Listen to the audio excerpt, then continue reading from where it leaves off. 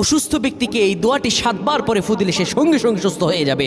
এটি আমার কথা নয়, তিরমিজি শরীফের 2083 নম্বর হাদিস। আমি আপনাদেরকে বলে দিচ্ছি, রাসূল সাল্লাল্লাহু আলাইহি ওয়াসাল্লাম শিখিয়েছেন যে তোমরা যখন কোনো অসুস্থ ব্যক্তিকে দেখতে যাবে তখন তাকে দেখে এই দোয়াটি 7 বার পড়বে।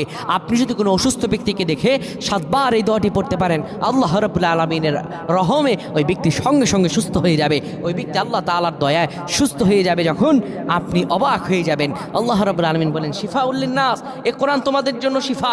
ইসলাম এবং শরিয়ায় এমন এমন গুরুত্বপূর্ণ কিছু দোয়া আছে যেগুলোর মাধ্যমে কঠিন থেকে জটিল রোগ আল্লাহ তাআলা দূর করে দেন। প্রিয় ভাইরা আমার, কোন ডাক্তার মানুষকে সুস্থ করতে পারে না, কোন কবিরাজ মানুষকে সুস্থ করতে পারে না। সুস্থ করতে পারেন একজন, তিনি হলেন আমার আল্লাহ। আল্লাহ রাব্বুল আলামিন বান্দাকে সুস্থ করে দেবেন। কোনো অসুস্থ ব্যক্তিকে আপনি যখন দেখতে যাবেন, ওই ব্যক্তিকে দেখতে যাওয়ার পর আপনি পড়বেন, আসআলুল্লাহাল আযীম রাব্বাল আরশিল আযীম আন ইয়াশফিয়াক। আসআলুল্লাহাল আযীম রাব্বাল আরশিল আযীম আন ইয়াশফিয়াক। এই দোয়াটি পড়ে 7 বার পরে তাকে ফু দেবেন। আল্লাহ রাব্বুল আলামিনের দয়ায় ওই ব্যক্তি সুস্থ হয়ে যাবে। আপনি তার জন্য দোয়া করবেন, তার মাথায় হাত বুলিয়ে এই দোয়াটি আপনি 7 বার পড়বেন। আল্লাহ রাব্বুল আলামিন তাকে সুস্থ করে দেবেন। আল্লাহুম্মা আমিন।